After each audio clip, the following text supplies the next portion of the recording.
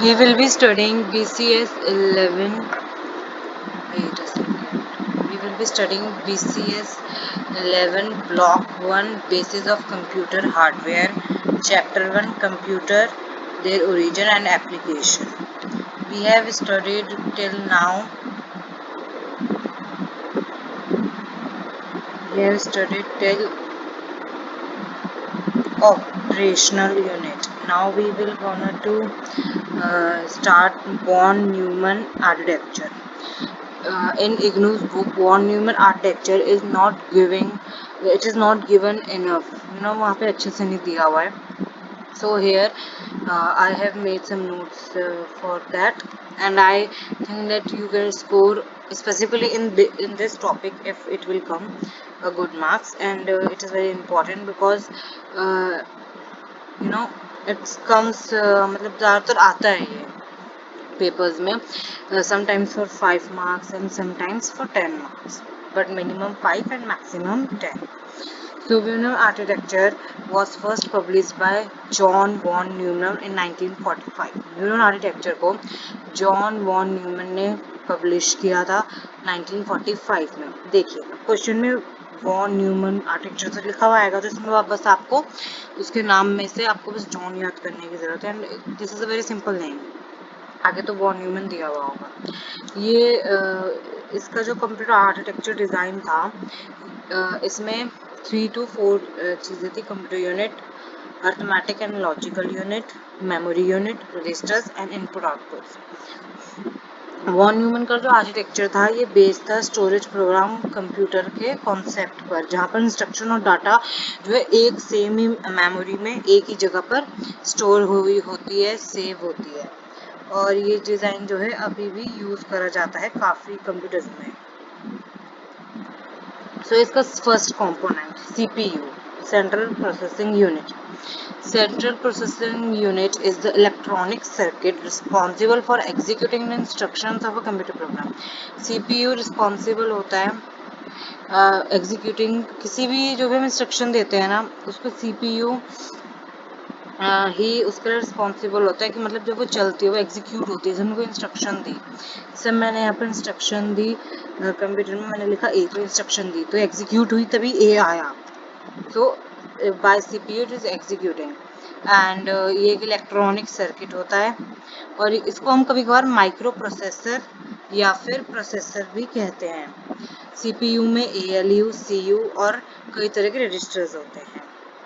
ALU की full form है arithmetic logical and unit.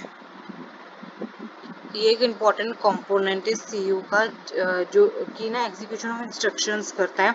लेकिन ये कौन सी किस टाइप की एग्जीक्यूट करता है इंस्ट्रक्शंस, वो है the main operation perform by ALU और addition, subtraction, multiplication, division, logical operation and comparison. मतलब कि ये वो वाली इंस्ट्रक्शंस को एग्जीक्यूट करेगा जिसमें एडिशन, सब्सट्रैक्शन, मल्टीप्लिकेशन, डिवीजन, या फिर इसमें लॉजिक लगेगा, या फिर जिसमें डिफरेंस कंपैरिजन हो रहा होगा. डाटा जो है वो ट्रांसफ़र होता है ALU को स्टोरेज यूनिट से, जब भी उसको डाटा चाहिए होता है ALU को. और प्रोसेसिंग के बाद आउटपुट जो है स्टोरेज यूनिट में चला जाता है आगे की प्रोसेसिंग के लिए. Control unit CU, control unit, ये एक सुपरवाइजर की तरह वर्क करता है. ये ना मतलब सुपरवाइजर की तरह वर्क ऐसा करता है कि ये ध्यान देता है कि ना इसके कौन कौन से कंपोनेंट्स बाकी के ढंग से काम कर रहे हैं कि नहीं, और उन्हें समटाइम्स इंस्ट्रक्शंस भी देता है. It determine the sequence in which computer program and instructions are executed. ये डिटरमाइन करता है, चेक करता है, देखता है कि जो sequence in which computer program instruction are executed, कि कंप्यूटर प्रोग्राम की इंस्ट्रक्शंस किस सीक्वेंस में एग्जीक्यूट हो रही है. Thing like processing of program, interpretation of instructions and issuing of signal for other units are done by CU. CU जो है process करता है प्रोग्राम को, उसकी इंटरप्रिटेशन को, उसके इंस्ट्रक्शंस को और इसके इंस्ट्रक्शंस को, और इशू करता है सिग्नल अदर यूनिट्स को CU. ये कोऑर्डिनेट भी करता है कंप्यूटर की एक्टिविटीज़ के साथ, जैसे कि पैराफेरिकल यूनिट. अब आता है registers. Registers are high speed storage areas in CPU. Register जो है वो हाई स्पीड के एरिया है, मतलब कि रजिस्टर एक स्टोरिंग, मतलब रजिस्टर्स में स्टोर करते हैं हम डाटा, और वो बड़ा ही हाई स्पीड का होता है, और ये सीपीयू में होता है। All data must be stored in a resistor before it can be processed. किसी भी डाटा को प्रोसेस करने से पहले हमें उसे रजिस्टर में स्टोर करना होता है। Memory unit, the memory unit consists of RAM, sometimes referred to as primary or main memory। Memory unit में रैम होती है, जिसको हम कभी बार प्राइमरी या फिर मेन मेमोरी भी कहते हैं। अनलाइक अ हार्डवेयर ड्राइव, इसको हम सेकेंडरी मेमोरी कहते हैं। ये जो है ये फास्ट होती है और डायरेक्टली एक्सेसिबल भी कर सकता है सीपीयू इसको, मेन मेमोरी यूनिट को।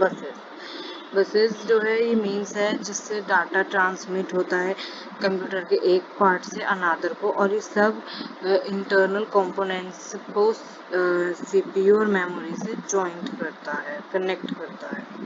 Input output devices, input and output devices of a computer system are the devices that connect you to computer। जैसे इनपुट डिवाइस जैसे कि माउस हमें कंप्यूटर से कनेक्ट करता है। आउटपुट डिवाइस प्रिंटर भी कंप्यूटर से कनेक्ट करता है। इनपुट डिवाइस जो है हमें लेट करता है ट्रांसफ़र करने के लिए data and user command into computer system. Input devices जो है यूज़ होते हैं इंटरेक्ट करने के लिए कंप्यूटर सिस्टम से। Output devices display the result of input data और signals after processing. Output device जो है डिस्प्ले करते हैं रिजल्ट, उस डाटा को जो हमने इनपुट करा था या फिर सिग्नल्स, उसको प्रोसेस करने के बाद जैसे मॉनिटर पे वो डिस्प्ले हो जाता है। Now it comes classification of computers. So computers कई चीज़ों पर डिपेंड करते हैं, उनके size, shape, weight, software, technology. आगे ना टेक्नोलॉजी, सॉफ्टवेयर, उसमें 3 सॉफ्टवेयर होते हैं, ये हमें पढ़ना है। सो एंड यस क्वेश्चन इसमें से भी आता है, एनालॉग, हाइब्रिड और डिजिटल कंप्यूटर्स के ऊपर भी आता है। And from this also classification of computers से क्वेश्चन आता है। On the basis of size, shape and weight, computer can be classified into different types. First one is microcomputer। ये जो है बहुत ही छोटा होता है और सस्ता भी होता है, और इसमें जो है सेमी कंडक्टर्स यूज होते हैं मेमोरी को स्टोर करने के लिए। और पर्सनल कंप्यूटर और जो होम कंप्यूटर होते हैं और लैपटॉप होते हैं वो माइक्रो कंप्यूटर का एग्जाम्पल है, और ये सबसे ज़्यादा चीपेस्ट कंप्यूटर है जो कि यूज होता है, और ये माइक्रो प्रोसेसर को as a processing unit use करता है। मिनी कंप्यूटर जो है ये इससे तो छोटा ही होता है, मेन फ्रेम से छोटा होता है, बट ये बड़ा होगा माइक्रो कंप्यूटर से, और ये जो है सपोर्ट करता है large number of high speed input output devices. मतलब कि अगर हम बहुत सारे इनपुट आउटपुट डिवाइसेस को भी इसमें अटैच कर देंगे जो भी हाई स्पीड के हैं, तो वो भी इसमें अच्छे से काम कर लेंगे, चल जाएंगे। Operating system developed for mini computer system. Operating system जो है वो डेवलप हुआ था मिनी कंप्यूटर सिस्टम के लिए। Generally support both multi programming and virtual storage. ये दोनों को सपोर्ट करते हैं, मल्टी प्रोग्रामिंग को भी और वर्चुअल स्टोरेज को भी। मीडियम साइज कंप्यूटर, ये जो है लार्ज कंप्यूटर, ये मिनी कंप्यूटर से बड़ा होता है मीडियम साइज कंप्यूटर, बट ये और ये जो है प्रोवाइड करता है faster operating system and larger storage than small computers. इसमें अब ये जो है मिनी कंप्यूटर से बड़ा, तो ऑब्वियसली इसकी स्टोरेज भी इससे बड़ी ही होगी, ज़्यादातर चांसेस यही हैं, क्योंकि जो कंप्यूटर किसी और कंप्यूटर से बड़ा है तो उसकी स्टोरेज भी ज़्यादा ही होगी। तो ये प्रोवाइड करता है फास्टर, यानी जो फास्ट ऑपरेटिंग सिस्टम, इसमें फास्ट ऑपरेटिंग सिस्टम होता है, और ये बड़ा होता है स्मॉल कंप्यूटर से। This computer can support a large number of high speed input and output devices. वही सेम पॉइंट जो उसमें है मिनी कंप्यूटर में। ये प्रोसेस करता है capacity it's processing capacity can be increase by adding new features और डिवाइसेस। अगर हम इसमें नए फीचर्स या फिर कुछ नए डिवाइसेस इसमें लगा देते हैं, कनेक्ट कर देते हैं, ज्वाइन कर देते हैं, तो इसकी जो कैपेसिटी है वो बढ़ जाएगी। अब आता है main frame. Main frame computer ये एक huge multi user processing system है जो कि डिज़ाइन हुआ है प्रोसेस करने के लिए काफ़ी सारे मिलियन ऑफ इंस्ट्रक्शंस पर सेकेंड। मतलब कि इसमें ना बहुत सारी इंस्ट्रक्शन, मिलियंस ऑफ इंस्ट्रक्शंस एक सेकेंड में प्रोसेस हो सकती है, इसीलिए ये मल्टी यूज़र प्रोग्रामिंग सिस्टम है। और ये और इसमें और मेन फ्रेम कंप्यूटर में हम बिलियंस ऑफ डाटा को एक्सेस भी कर सकते हैं। It can do heavy processing job in large operation और गवर्नमेंट एजेंसीज। अब इसमें हम लोग एक सेकेंड में मिलियंस ऑफ इंस्ट्रक्शंस जो है इसमें प्रोसेस कर सकते हैं, तो इसको हम हैवी प्रोसेसिंग जॉब के लिए यूज में ले सकते हैं large operation on government agencies. It allows its users to maintain large information storage at a centralised location. It is too expensive and cannot be used by small organization or single person. It is second largest computer. ये इतना expensive है कि कोई small organisation या फिर कोई एक person इसको यूज नहीं कर सकता। मतलब अगर वो कोई खरीदेगा तो उसके लिए बहुत ही महंगा होगा ये, और ये सेकेंड लार्जेस्ट कंप्यूटर है। अब आता है सुपर कंप्यूटर। सुपर कंप्यूटर जो सबसे एक्सपेंसिव, सबसे बड़ा और सबसे फास्ट मशीन है, सबसे फास्ट कंप्यूटर है जो आज तक डेवलप हुआ है। ये अल्ट्रा फास्ट कंप्यूटर जो है डिज़ाइन हुआ है प्रोसेस करने के लिए काफ़ी सारे साइंटिफिक डाटा को जल्दी से जल्दी फास्ट स्पीड में हो जाए वो। Supercomputer is used in field like research, weather forecasting, physical stimulation, etc. India ने भी अपना खुद का सुपर कंप्यूटर डिज़ाइन करा है, डेवलप करा है, जिसको हम कहते हैं पैरम। और जो है और मतलब जो in some of the examples of super computer is, मतलब कि जो इंडिया ने डेवलप नहीं करा लेकिन और भी सुपर कंप्यूटर्स हैं, वो है IBM, blue, jenny, L, IBM, road runner, etc.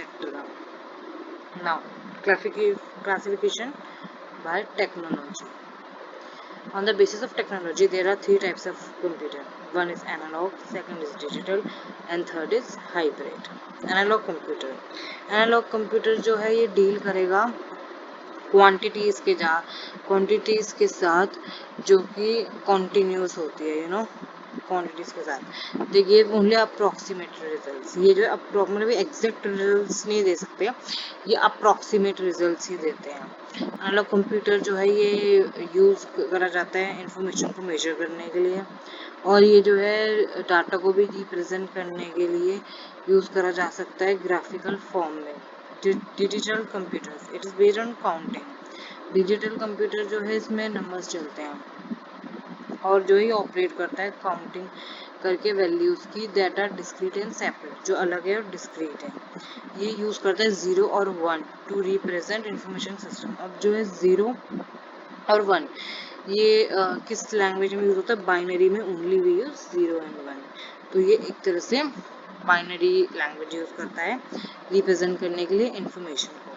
Digital computers are used for both business data processing and scientific processing. Digital computers जो है दोनों तरह से यूज हो सकते हैं, बिजनेस डाटा प्रोसेसिंग और साइंटिफिक प्रोसेसिंग के लिए। Digital computer has better and accurate than analog computer. Digital computer का रिजल्ट बेटर होता है एंड एक्यूरेट होता है एनालॉग कंप्यूटर से।